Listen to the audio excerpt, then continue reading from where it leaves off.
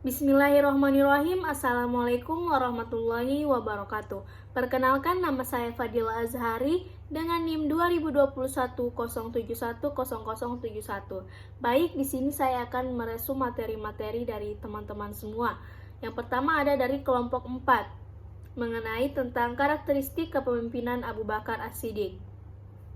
Abu Bakar As-Siddiq menjadi khalifah selama 2 tahun. Pada tahun 630 Masehi, beliau telah meninggal dunia. Masa singkat itu, ia gunakan untuk menyelesaikan persoalan dalam negeri, terutama pada suku-suku yang tidak mau tunduk lagi kepada pemerintahan Madinah. Membahas tentang cara kepemimpinan Abu Bakar As-Siddiq, pemerintahan Abu Bakar adalah pemerintahan pertama yang mengorbankan peperangan dan mempersenjatai bala tentara untuk membela hak-hak kaum kafir yang lemah.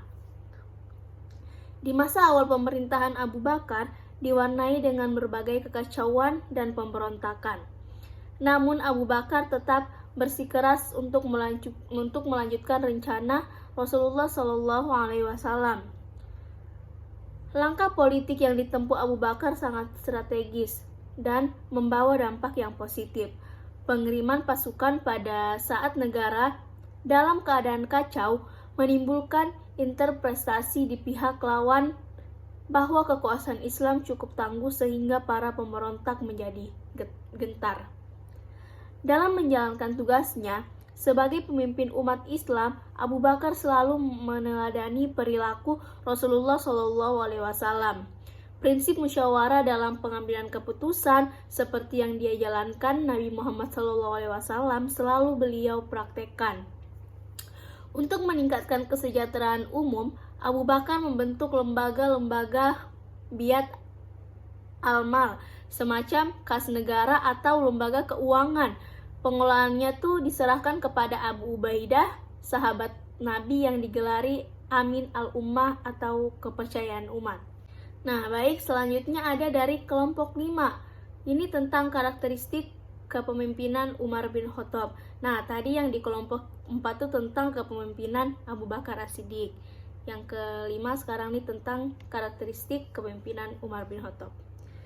Umar bin Khattab adalah orang yang adil, penyayang, antusias, cerdas, tegas, dan selalu sedia membela agamanya.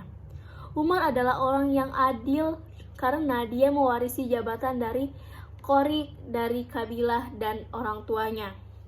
Dia adalah yang paling cerdas dari keluarga Bani yang termulia yang memegang jabatan sebagai duta kaumnya dan mengurus pengadilan di masa jahiliyah.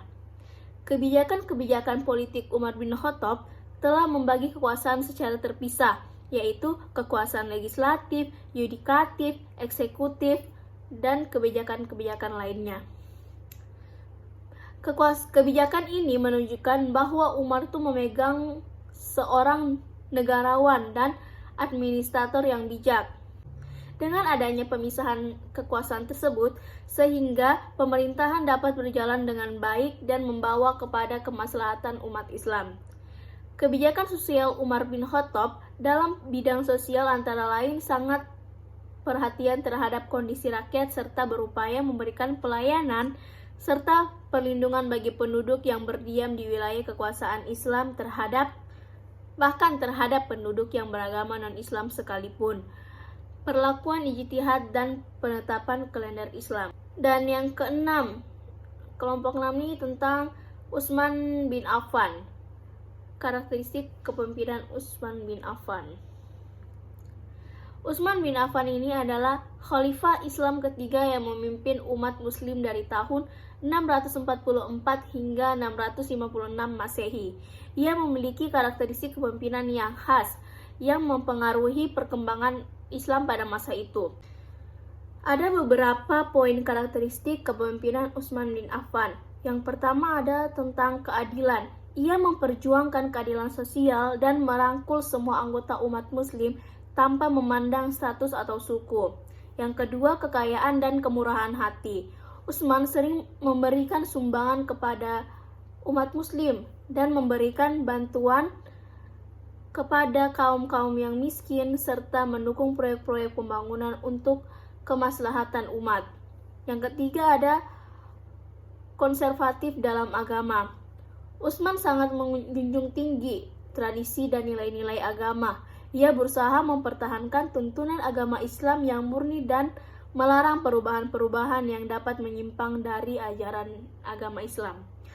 Dan yang keempat ada kestabilan ekonomi dan ekspansi Islam. Di bawah kepemimpinannya, ekonomi umat muslim berkembang pesat. Utsman memperluas wilayah kekuasaan Islam dengan memimpin kampanye militer yang berhasil. Meskipun kepemimpinan Utsman bin Affan diwarnai dengan kontroversi dan berakhir dengan pembunuhan, pengaruhnya dalam mengembangkan Islam dan menyatukan umat muslim sangatlah signifikan.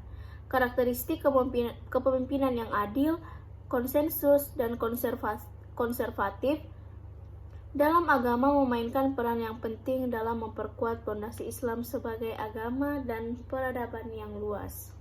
Selanjutnya ada dari kelompok 7 tentang kepemimpinan Ali bin Abi Thalib. Ali bin Abi Thalib merupakan salah satu orang yang paling awal memeluk agama Islam. Beliau merupakan khalifah Islam keempat yang memimpin umat muslim dari tahun 656 Masehi hingga 661 Masehi. Ali bin Abi Thalib adalah seorang pemimpin yang sukses dalam sejarah Islam. Dia juga seorang pemimpin yang berani dan adil yang membela kebenaran. Ali bin Abi Thalib terlibat dalam banyak pertempuran dengan Nabi Muhammad dan diberi tugas penting untuk menjaga kota Madinah. Dia mampu membuka benteng Khaybar dan memerintah selama 6 tahun.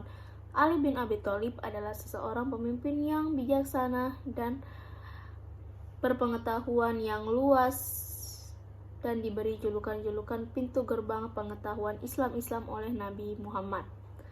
Dia dibesarkan oleh Nabi Muhammad dan mengajarkan banyak pelajaran berharga. Kepemimpinan Ali bin Abi Thalib ditandai dengan keberanian, keadilan, dan komitmennya terhadap kebenaran. Mungkin hanya ini resume yang bisa saya sampaikan, kurang dan lebihnya mohon dimaafkan. Wassalamualaikum warahmatullahi wabarakatuh.